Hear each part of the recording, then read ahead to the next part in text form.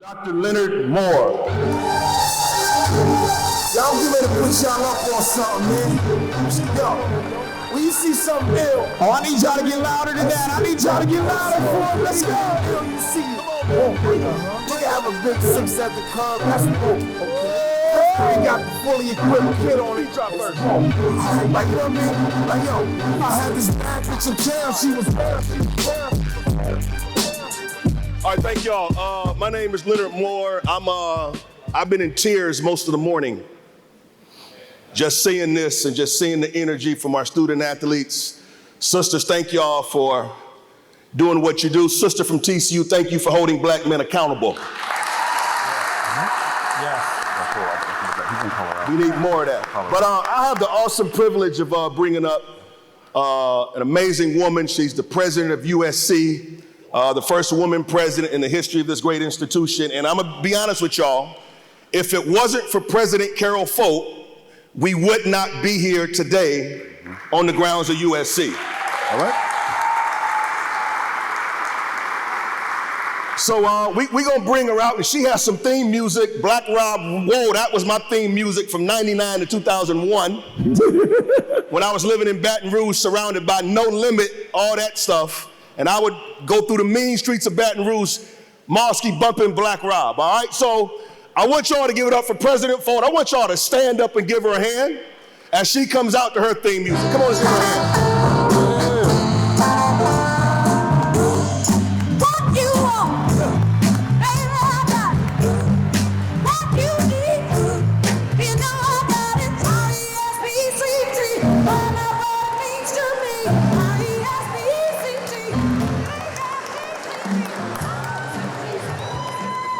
Whoa.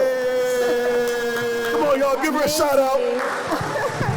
Thank you. President Folt, we have about 1,440 people registered for this. Fantastic. Last year we had about 800 in Houston. And I don't know if USC can take credit for the extra 600, but we'll give USC credit for that, all right?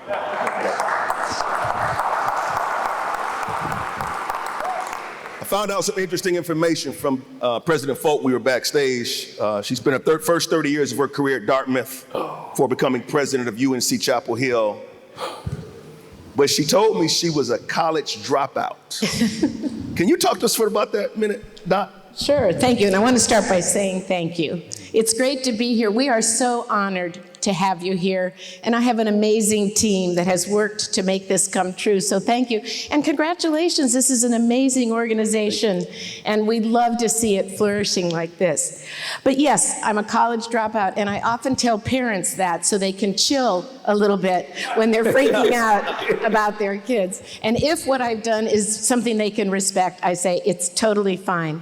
So I started at Ohio State, and I didn't, the Ohio State. OH? I do like the Big Ten, you might know. And I just was miserable. I just wasn't ready. I didn't know what I was doing. So I dropped out, and I moved to California. And my parents, I'm gonna say, really gave me a lot of support for it, but they didn't give me a dime. They couldn't afford to send kids out of the state. And so I moved to Santa Barbara. I worked as a waitress at Moby Dick's restaurant on the pier in Santa Barbara, still there, and I went to the City College there. And I spent time at that community college, which I have always really valued that part of my history. Eventually transferred to UC Santa Barbara, and then I got my PhD at UC Davis. So for me to end up back in an Ivy League was completely out of my history or my experience. And then from there to this great public at UNC Chapel Hill, and in a way back full circle to California. So they've all been great. So you were at Dartmouth 30 years, professor, up to provost, then you left. So is there value in staying at an institution over time? Because a lot of young professionals are told, move around a little bit. So what's your opinion on that versus staying at an institution over a period of time or just moving up as opposed to jumping around every 4 or 5 years in search of opportunities? I think things have changed so much since I started. When I started as a professor at Dartmouth, I was the only woman in the department too. I mean, things have really changed. the world is really moving. I also moved there, and like many people, I stayed there in part because my husband and I both had jobs there, and I was raising my kids there. Women historically have tended to stay put because of those really important family decisions. So I felt like that was great. I loved it. But when it was time that I felt I could move, and I took my first move, I did say, why didn't I do this 10 years ago? Because there is an amazing vigor that comes when you try something new, but you make the decision often because of a host of things in your life. The most important thing is universities, businesses have to get better in helping mothers as well as fathers relocate at earlier points in their career, because I do think moving carries its virtues. And as young professionals, you're going to be in jobs where people are moving a lot, and it's up to the leadership to make moves possible, but to make staying with great opportunity also possible. Now, when you were at Dartmouth, we had a panel of Ivy League student athletes up here. The athletic expectations at Dartmouth are a little different than North Carolina or USC. The basketball team at Chapel Hill is expected Elite Eight, Final Four every year. Football team here is expected to compete for a national championship. How did you manage the athletic expectations when you initially got to North Carolina? It's interesting, even at a place like Dartmouth, actually they expect every team to win in their league. Wow. So I'm going to tell you, there is a very strong expectation, and many of them compete for national championships in a lot of the Olympic sports. So it's a pretty strong ambition there, but they don't get scholarships. It's a very different situation. So I found that I was always the faculty member who was in charge of the student-athlete expectation. My job there was to help them feel so good about being great athletes while also being great students. But when I came to North Carolina, I loved it because I am a sports, I really love the sports. But I also really appreciate the professional aspirations of students in athletics, in journalism, in music, and so I had a chance there to really be part of trying to see our students flourish in all aspects of their life. I think that's really the biggest difference. And continuing on that same theme, you seem like a very student-centered professor. You have athletic events, sometimes you're walking on campus with some Air Max 95s on or whatever it is. Yes. But you seem very, very student-centered, and most students don't even see their university president. How have you made it a commitment to still stay student-centered, although you got a whole bunch of other stuff to deal with? For me, there is no other me. And this is a really important thing I like to say to students, is you do need to be your authentic self.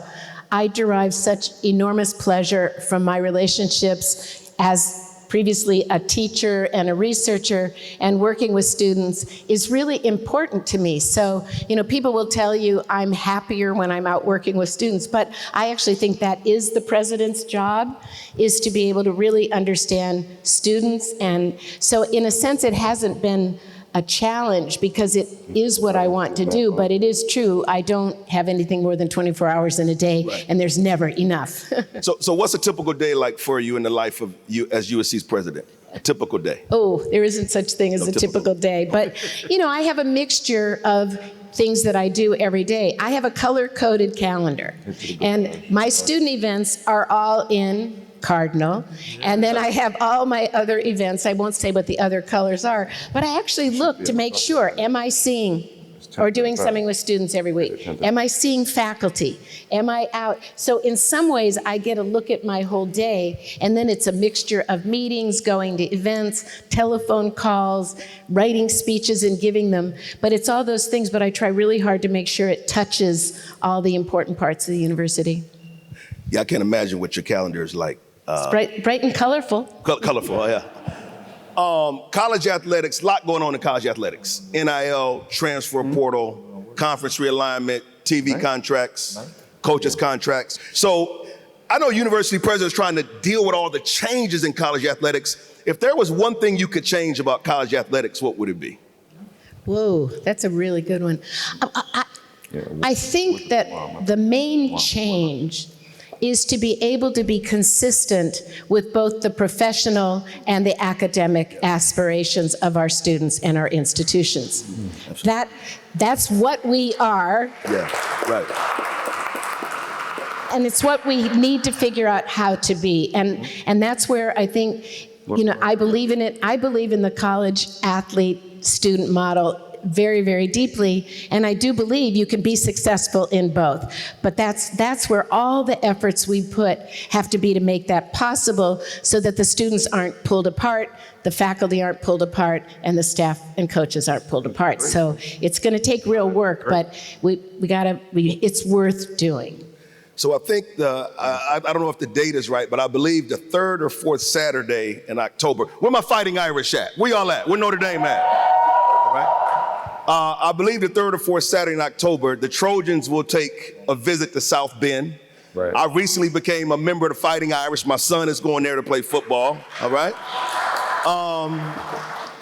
A prediction for the game? Oh, USC will win.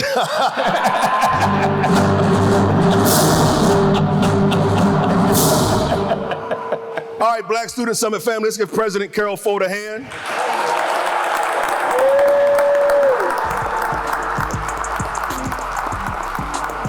Congratulations on all that you do. You really make a big, huge difference in your communities and your campuses. So I'll just tell you all can fight on.